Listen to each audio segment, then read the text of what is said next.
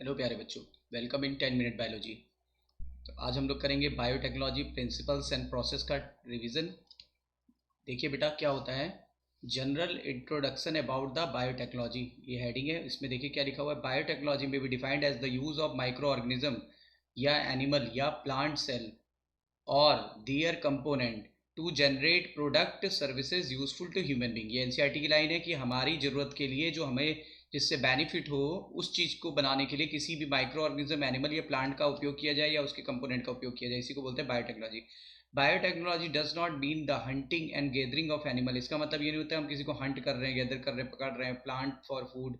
ठीक है। However domesticating animals such as sheep, हम लोग सिप कैटल को इम्प्रूव कर लेंगे, लिव स्टॉक को इम्प्रूव बनाएंगे। ये सब क्लासिकल एग्जाम्पल है बायोटेक्नोलॉजी का। ठीक है। Our earlier ancestor also took advantage of micro organism and use fermentation to make bread. बहुत पुराने समय से बायोटेक्नोलॉजी चला आ रहा है, कोई नया नहीं है। देखिए हमारे पूर्वज उपयोग करते थे ब्रेड बनाने में, चीज़ बनाने में, योगर्ट बनाने में, अल्कोहल बनाने में, बिवरेज बनाने में जैसे बियर और वाइन में। ठीक है। During fermentation some strains of the yeast decompose sugar to derive the energy. ठीक है। जब भी कभी फर्मेंटेशन होता था तो ईस्ट वगैरह का उपयोग करते थे। ठीक है। तो इससे कुछ एनर्जी भी निकलती थी and the process produce ethanol, और इसके बाद एथेनॉल प्रोड्यूस होता था एज ए वेस्ट प्रोडक्ट। और इस वेस्ट प्रोडक्ट को हम लोगों ने जब यूजफुल प्रोडक्ट में कर लिया तो हमारे फ़ायदे में काम आने लगा। अल्कोहल सिर्फ जब पीने के काम ही नहीं आता, बहुत सारी चीज़ों में काम आता है। आजकल तो पेट्रोल में मिलाते हैं, gasoline. Biotechnology is also associated with the medical therapy to treat diabetes, hepatitis B, hepatitis C, cancer, arthritis, haemophilia, bone fracture. आजकल इस सब में भी इसका उपयोग कर रहे हैं, याद रखिएगा। प्रिंसिपल ऑफ बायोटेक्नोलॉजी मेनली दो मेथड है, एक जेनेटिक इंजीनियरिंग और दूसरा था केमिकल इंजीनियरिंग या मेंटेनेंस ऑफ स्टाइल मीडियम। देखिए ब्रॉड टर्म में इसको बोल सकते हैं मैनिपुलेशन ऑफ न्यूक्लिक एसिड यानी डीएनए ना आरएनए। ठीक है। फिर देखिए इसमें क्या होगा, इसमें क्या करते हैं, जब हम लोग किसी भी डीएनए या आरएनए को मैनिपुलेट कर देते हैं तो उससे जो ऑर्गेनिज्म फाइनली तैयार होगा उसको जीएमओ बोलते हैं, जेनेटिकली मॉडिफाइड ऑर्गेनिज्म या ट्रांसजेनिक ऑर्गेनिज्म। ट्रांसजेनिक ऑर्गेनिज्म मतलब ऐसा ऑर्गेनिज्म जिसके अंदर हम लोग ने ट्रांसफर कर दिया एडवांस जीन। स्टाइल मीडियम कैसे मेंटेन करेंगे, इसको केमिकल इंजीनियरिंग प्रोसेस भी बोलते हैं, मैंने आपको अभी बताया है। और लिखा है in order to enable the growth of only the desirable microorganism, केवल डिजायरेबल को ग्रो कराएंगे, अनडिजायरेबल को ग्रो नहीं कराएंगे। और इससे मनचाहा प्रोडक्ट जैसे एंटीबायोटिक, एंजाइम, हार्मोन्स और वैक्सीन वगैरह बना लेते हैं। अब देखिए जेनेटिक इंजीनियरिंग में क्या करते हैं हम लोग, जेनेटिक इंजीनियरिंग में ये करते थे कि in the technique genetic engineering the desirable DNA fragment would not be able to multiply. अगर कोई डिजायरेबल डीएनए फ्रेगमेंट लेंगे और किसी सेल में डाल देंगे तो वो रेप्लिकेट नहीं करेगा। ठीक है। जब तक कि वो रेसिपिएंट के जीनोम से इंटीग्रेट या जुड़ ना जाए। क्यों ऐसा क्यों होता है, क्योंकि इसके पास जो भी डीएनए आपने डाला जरूरी नहीं कि उसके पास ओरी हो, ऑरिजिन ऑफ रेप्लिकेशन हो। इसीलिए जब आप किसी भी सेल में डाल देते हो तो जरूरी नहीं कि वो रेप्लिकेट करे, और जब आप इसको किसी डीएनए के साथ जोड़ देते हो जिसके पास ओरी है तब ये रेप्लिकेट करने लगता है और ये किसी पर डिपेंड नहीं करेगा। This is because the DNA of the recipient has the specific sequence called ORI, origin of replication, which initiate DNA replication and thus integrated DNA fragment replicate and multiply itself inside the recipient cell। इसीलिए याद करो ये ओरी हमको बाहर से ही डाल के भेजना पड़ेगा, और ये ओरी जिसके पास होगा उसको वेक्टर या क्लोनिंग वेक्टर कहते हैं, वेक्टर या क्लोनिंग वेक्टर कहते हैं, याद रखिएगा। अब देखिए कुछ क्वेश्चन है, इस क्वेश्चन का आप स्क्रीनशॉट ले लीजिएगा और मैंने साथ में आंसर भी दे दिया है, इससे आपको प्रैक्टिस भी हो जाएगी।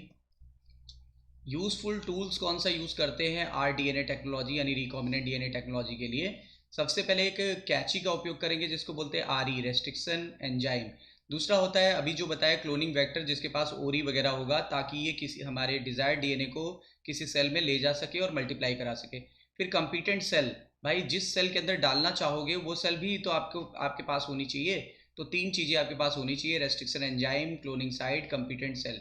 आरई के बारे में पढ़ते बेटा, the technique of involving in the rDNA technology is due to the cut the desired DNA fragment and introduce into the vector, मतलब इन्होंने बोला कोई भी डीएनए है बेटा उसको कट करना पड़ेगा, कट करने के लिए हमको एक कैंची चाहिए और वही कैंची होती है आरई, ये डीएनए को एक स्पेसिफिक साइट से कट कर देता है, डबल स्ट्रैंडेड डीएनए को कट करता है। और जब डीएनए को कट कर देंगे तो इसको प्लाज्मिड डीएनए को भी कट करना पड़ेगा, प्लाज्मिड डीएनए सर्कुलर होता है, एक्स्ट्रा क्रोमोसोमल जेनेटिक मटेरियल होता है, इसको भी कट करने के लिए यही कैंची चाहिए, सेम कैंची का इस्तेमाल करेंगे तो इनके जो कटे हुए एंड होंगे वो भी सेम होंगे। अब इसका ये टुकड़ा यहाँ लाके आप जोड़ सकते हो, तो जो नया डीएनए बनेगा उसको बोलते हैं R DNA, recombinant DNA, recombinant DNA. अब इसको सेल के अंदर डाल देंगे, होस्ट सेल के अंदर डाल देंगे या कंपीटेंट सेल के अंदर डाल देंगे और फिर वो जीन जा करके अपना प्रोडक्ट बना लेगा। And this is achieved by using the specific bacterial enzyme. ये एंजाइम कहाँ पाया जाता है, ये कैंची वाला यानी आरी, ये आरी पाया जाता है बैक्टीरिया से निकाला जाता है, ठीक है। और इसका नाम होता है रेस्ट्रिक्शन एंडोन्यूक्लियस, रेस्ट्रिक्शन एंडोन्यूक्लियस। अब तक 900 से भी ज़्यादा आरी हम लोग आइसोलेट कर चुके हैं, और कितने स्टेन की हेल्प से, लगभग 230 से भी ज़्यादा स्टेन की हेल्प से from the bacteria. And this enzyme are named according to the bacteria which is gained, यानी इसका नाम जैसे हम आपको एक एग्जांपल दे दें एनसीईआरटी का ECOR1, तो this is the genus, name of genus, ये 2 लेटर जो होते हैं नेम ऑफ स्पीसीज, ये नेम ऑफ स्टेन और ये ऑर्डर ऑफ द स्टेन जिसकी हेल्प से वो खोजा गया, ठीक है। न्यूक्लियस 2 टाइप के होते हैं, जब डीएनए को किनारे से काटेंगे, एंड से काटेंगे तो एक्सोन्यूक्लियस, और बीच से काट रहे हैं तो एंडोन्यूक्लियस, और सबसे यूजफुल होता है endonuclease. Exonuclease removes the nucleotide from the end of the DNA, whereas the endonuclease from the specific site within the DNA, यानी अंदर से काटेगा और स्पेसिफिक साइट से काटेगा। आरई जो होता है ये किसको पहचानता है, पैलिंड्रोमिक सीक्वेंस को, और जहां से पहचानता है उसी को कट करता है। पैलिंड्रोमिक सीक्वेंस क्या होते हैं, जैसे ये देखो, ये 5-3 की रीडिंग लिख दी और ये 3-5 की रीडिंग लिख दी, ठीक है। अब देखो इधर से पढ़ो GAATC, इधर से भी पढ़ो GAATC, तो जिनकी रीडिंग दोनों तरफ सेम हो वो पैलिंड्रोमिक सीक्वेंस कहलाते हैं या रिकॉग्निशन साइट कहलाते हैं। पैलिंड्रोमिक सीक्वेंस वो होते हैं जो डबल स्टैंडर्ड डीएनए में होते हैं और जिनकी रीडिंग दोनों तरफ बैकवर्ड और फॉरवर्ड पढ़ने पर समान आती है, देखो बैकवर्ड और फॉरवर्ड पढ़ने पर समान आती है। क्लोनिंग वेक्टर क्या होता है, ये जो वेक्टर होता है चूंकि ये क्लोनिंग में मदद कर रहा है इसीलिए इसको क्लोनिंग वेक्टर बोलते हैं। सबसे कॉमन है प्लाज्मिड, तो देखो डीएनए का ही बना होता है, ये फॉरेन डीएनए को ले जाता है और उसको क्लोन करता है। The most important vector is plasmid, और बैक्टीरियोफेज भी कॉमन है लेकिन सबसे कॉमन होता है प्लाज्मिड, और ये रेप्लिकेट कर सकता है within the bacterial cell independent to the chromosomal DNA, मतलब ये मेन क्रोमोसोम पर डिपेंड नहीं करेगा और रेप्लिकेट करेगा। The following feature are required facilitate the cloning into the vector, मतलब क्लोनिंग करने के लिए क्या क्या फीचर होने चाहिए। पहले तो होना चाहिए ओरी, बेटा मान लो ये प्लाज्मिड है, अब इसके साथ आप अगर इसके पास ओरी नहीं होगा तो ये रेप्लिकेशन स्टार्ट नहीं करेगा, यानी origin of replication also called as replication origin, ये एक पर्टिकुलर सीक्वेंस होता है इनके जीनोम में और यहीं से रेप्लिकेशन इनिशिएट होता है। कोई भी डीएनए का फ्रेगमेंट अगर हम इस वेक्टर के साथ जोड़ देंगे तो फिर ये भी रेप्लिकेट होने लगेगा। कहाँ रेप्लिकेट होगा, within the host cell, host cell के अंदर रेप्लिकेट होगा। दूसरा है सिलेक्टेबल मार्कर। अब बेटा ये बताओ, मान लो ये इस होस्ट सेल में प्रवेश कर गया या नहीं किया तो हम कैसे पहचान पाएंगे, कैसे पहचान पाएंगे, या फिर हमारा डीएनए जुड़ा कि नहीं जुड़ा ये कैसे पहचान पाएंगे, तो इसके लिए सिलेक्टेबल मार्कर होता है। तो besides ori the vector should have selectable marker, selectable marker are the gene which help in identifying and eliminating non transformants and selectively permitting the growth of transformants, मतलब जिस सेल के अंदर ये आ गया है, मान लो ये सेल के अंदर ये आ गया तो इसको बोलते हैं ट्रांसफॉर्मेंट्स, और मान लो ये इस सेल के अंदर प्रवेश नहीं कर पाया उसको बोलते हैं नॉन ट्रांसफॉर्मेंट्स। तो ये सेल क्या मनचाहा प्रोडक्ट बनाएगी, नहीं बनाएगी, और ये वाली मनचाहा प्रोडक्ट बनाएगी। तो हम इसको ग्रो कराएंगे, इसको कल्चर मीडियम में रखेंगे कि इसको कल्चर मीडियम में रखेंगे। अगर इसको कल्चर मीडियम में रखोगे तो बेकार है, खाना आपका कंज्यूम हो रहा है और प्रोडक्ट आपको मिल नहीं रहा है, इसलिए इसको एलिमिनेट करना पड़ेगा और इसको आपको सेलेक्ट करना पड़ेगा, आइडेंटिफाई करना पड़ेगा। देखो लिखा है ना, विच help in identifying and eliminating the non transformant, transformants को आइडेंटिफाई कर लेंगे और नॉन ट्रांसफॉर्मेंट्स को एलिमिनेट कर देंगे, देखो लिखा है, और उसकी सेलेक्टिवली ग्रोथ कराएंगे। किसकी कराएंगे, जो ट्रांसफॉर्मेंट्स होते हैं। क्लोनिंग साइट क्या होती है बेटा, जिस जगह पे डिजायर्ड डीएनए को जोड़ना है उस साइट को बोलते हैं क्लोनिंग साइट। तो देखो लिखा है, in order to link the desired DNA the vector should have very few, यानी कि वेक्टर के पास एक साइट हो तो बहुत ही अच्छा है, जितनी कम साइटें होंगी उतना अच्छा होगा। मान लो यहाँ पे क्लोनिंग साइट है, यहाँ पे भी क्लोनिंग साइट है, यहाँ पे भी क्लोनिंग साइट है, तो कैंची ने यानी आरी ने इसको यहाँ से भी काट दिया, यहाँ से भी काट दिया, यहाँ से भी काट दिया। अब बताओ इसके कितने सारे टुकड़े हो गए। अब इतने सारे टुकड़े हो जाएंगे तो हमारा डीएनए जोड़ कैसे पाएंगे, ये तो फ्रेगमेंटेड हो जाएगा। तो देखो एनसीईआरटी की लाइन है कि बहुत कम क्लोनिंग साइट होनी चाहिए, प्रेफरेबली सिंगल होनी चाहिए, सिंगल होनी चाहिए, ठीक है। और इनको और हर क्लोनिंग साइट पर एक ही आर काम करना चाहिए। द प्लाज्मिड पीबीआर 322, ये एक प्लाज्मिड बनाया गया, बोलीवार और रोड्रिगेज नाम के साइंटिस्ट ने बनाया था कैलिफोर्निया की यूनिवर्सिटी में। और इसमें ओरी होता है, इसमें 2 सेलेक्टेबल मार्कर हैं, एक का नाम है एम्पीसिलिन और एक का नाम है टेट्रासाइक्लिन, ठीक है। Vector for cloning gene in the plant and animal. देखो क्लोनिंग वेक्टर जो हम लोग डीएनए को ले जाने के लिए यूज करते हैं, जो कि डिजायर्ड डीएनए को ले जाएगा हमारी सेल में, ठीक है। तो उसके अंदर क्या होता है, वो सेल्फ रेप्लिकेटिंग होना चाहिए, ठीक है। It is use to introduce desired DNA into the host cell, मतलब ये हमारी डीएनए को होस्ट सेल तक ले जाना चाहिए। जैसे प्लांट के लिए सबसे कॉमन यूज करते हैं टीआई प्लाज्मिड, और एनिमल के लिए सबसे ज़्यादा कॉमन यूज़ कर रहे हैं आजकल रेट्रोवायरस, वो भी डिसआर्म्ड यूज़ कर रहे हैं। इसमें दिया नहीं डिटेल में, मैंने बता दिया। कंपीटेंट होस्ट क्या होता है बेटा, किसी भी सेल के अंदर अगर आप डीएनए को भेजना चाहते हो, तो डीएनए जो होता है ये होता है वाटर लविंग, डीएनए होता है वाटर लविंग, लेकिन प्लाज्मा मेम्ब्रेन कैसी है, वाटर हीटिंग, इसलिए इसको अंदर आने नहीं देती। लेकिन हमें तो अंदर भेजना ही भेजना है, इसके लिए हमको सेल को कंपीटेंट बनाना पड़ेगा। कंपीटेंट बनाने के लिए हमें कई मेथड है। कैल्शियम कार्बोनेट का यहाँ पे या तो पेस्ट लगा दीजिए, कैल्शियम सॉल्ट का पेस्ट लगा दीजिए। कैल्शियम क्या करता है, सेल मेम्ब्रेन की परमिबिलिटी को बढ़ा देता है, जिससे पोर साइज बढ़ जाएगा और ये एंटर कर जाएगा। इसके अलावा अगर अब भी नहीं ले रहा है तो हीट शॉक दे दीजिए 42 डिग्री का, तो फिर वो ले लेगा। बर्फ पे रखते हैं, हीट शॉक देते हैं, फिर वो ले लेता है डीएनए को, ठीक है। तो DNA usually get across the cell membrane since it is hydrophilic molecule. In order to force the bacteria take up the recombinant DNA, the bacterial cell must be made competent to take up DNA. मैंने बताया ना कैसे लेगा, 42 degree का heat shock दे देते हैं। Electroporation यानी कि इलेक्ट्रिक फील्ड की हेल्प से यहाँ पर पोर बना देते हैं, इसको बोलते हैं इलेक्ट्रोपोरेशन। ये एनसीईआरटी में नहीं दिया लेकिन इंपॉर्टेंट है, याद रखिए। हाई वोल्टेज की करंट दे करके प्लाज्मा मेम्ब्रेन में पोर बना देते हैं, जिससे आरडीएनए आसानी से अंदर आ जाता है। माइक्रो इंजेक्शन हम लोग एनिमल के लिए यूज़ करते हैं, ये देखो एनिमल सेल में यूज़ करते हैं, डीएनए को डायरेक्टली इंजेक्ट कर देते हैं, इसलिए इसको डायरेक्ट मेथड भी बोलते हैं।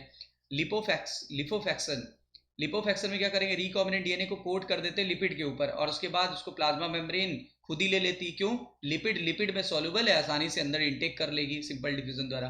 फिर देखिए पार्टिकल बम्बार्डमेंट में क्या करेंगे, इसको जीन गन मेथड भी बोलते हैं, जीन गन मेथड या बायोलिस्टिक भी बोलते हैं, और ये केवल और केवल प्लांट के लिए इस्तेमाल किया जाता है। इसमें टंगस्टन या गोल्ड की गोलियां ले लेते हैं, उसके ऊपर अपना आरडीएनए को चढ़ा देते हैं, रैप कर देते हैं। ये देखो लिखा टंगस्टन या गोल्ड ले लेंगे और उसके बाद कोट कर देंगे आरडीएनए को, फिर उसके बाद फायर कर देंगे सेल में, और वेलोसिटी कंट्रोल होनी चाहिए ताकि सेल के अंदर पहुंचे, बाहर वापस ना आ जाए, ठीक है। फिर ऐसे ही कुछ क्वेश्चन दिए, इसकी भी आप वो स्क्रीनशॉट लेकर के नीचे आंसर दिए मैच कर लीजिएगा। अब प्रोसेसिंग ऑफ डीएनए टेक्नोलॉजी भी बता दें। आरडीएनए टेक्नोलॉजी में जो डीएनए क्रिएट करते हैं artificially, combining the DNA of two organism, दो डिफरेंट ऑर्गेनिज्म का डीएनए जोड़ के एक रिकॉम्बिनेंट मॉलिक्यूल बना लेते हैं। इस प्रोसेस में क्या करेंगे, सबसे पहले डीएनए को निकालना पड़ेगा। डीएनए को निकालने के लिए आपको जो जीन ऑफ इंटरेस्ट है वो पता होना चाहिए कि हमको कौन सा डीएनए चाहिए, यानी डोनर डीएनए पता होना चाहिए। ये काम कैसे करेंगे, ये काम करने के लिए पहले तो डीएनए निकालेंगे, फिर उसको काटेंगे एंजाइम की हेल्प से। ये काम करने के लिए आपको एंजाइम चाहिए आरई, ठीक है। और जो भी डीएनए चाहिए वो आपको प्योर फॉर्म में चाहिए, मतलब आरएनए आपको नहीं चाहिए, प्रोटीन नहीं चाहिए, लिपिड नहीं चाहिए, कार्बोहाइड्रेट नहीं चाहिए, वो सब फ्री होना चाहिए। उसको क्या करते हैं, उसको हम लोग उपयुक्त एंजाइम की हेल्प से पचा लेते हैं। In eukaryotic DNA enclose with in the membrane, चूंकि आप जानते हैं कि हमारा जो डीएनए होता है वो मेम्ब्रेन के अंदर बंद होता है, न्यूक्लियर मेम्ब्रेन के अंदर बंद होता है। तो हमें क्या करना पड़ेगा, सारे डीएनए को निकालने के लिए जो आरएनए, प्रोटीन और कार्बोहाइड्रेट लिपिड के साथ बाहर आएगा, उसको हमें बाउंड्री को तोड़ना पड़ेगा, जिससे ये निकल आएगा। याद है, जैसे प्लांट सेल को सेलुलोज से तोड़ते हैं, फंजाई सेल को काइटिनेज से तोड़ते हैं, बैक्टीरियल सेल को लाइसोजाइम से तोड़ते हैं। फिर क्या करेंगे, अब डीएनए को कट करेंगे। अब डीएनए जो आपने निकाल लिया है डोनर सेल से, उसको आप पहचान लो कि डिजायर्ड डीएनए है कि नहीं, और उसके बाद आरई से उसको काट दो। अब कटे हुए भाग के बहुत सारे फ्रेगमेंट हो जाते हैं, ठीक है। तो जो फ्रेगमेंट, जो जैसे मान लो ये डीएनए है, अब इस डीएनए को हमने काट लिया। अब जरा ध्यान देना, यहाँ तक देखो, ये डीएनए को हमने यहाँ तक काट लिया। अब देखो ये कुछ सिंगल स्टैंडर्ड पार्ट बच गया, ये कुछ सिंगल स्टैंडर्ड पार्ट बन गया, इसको स्टिकी एंड या कोहेसिव एंड बोलते हैं, और यही एंड सबसे बेस्ट होते हैं। जबकि एक और तरीके से कट सकता था, इसमें कोई भी सिंगल स्टैंडर्ड एंड तैयार नहीं होगा, उसको बोलते हैं ब्लंट एंड, और ये बेकार है बायोटेक्नोलॉजिकली, ये सबसे बेस्ट होते हैं। पीसीआर से हम लोग क्या करेंगे, अब हमारे पास एक ही डीएनए है और हम उसको बायोटेक्नोलॉजी में यूज़ कर रहे हैं, मान लो एक्सपेरिमेंट गड़बड़ हो गया, अब हमें डीएनए दोबारा जाके निकालना पड़ेगा, मेहनत बहुत ज़्यादा बढ़ जाएगी, कॉस्टिंग बहुत ज़्यादा बढ़ जाएगी, बहुत सारा इकोनॉमिकली लॉस होगा। इसीलिए हम लोग इस डीएनए की बहुत सारी फोटो कॉपी करके रख लेते हैं तब फ्यूचर यूज़ के लिए। इस मेथड को बोलते हैं पीसीआर, पॉलीमरेज चेन रिएक्शन।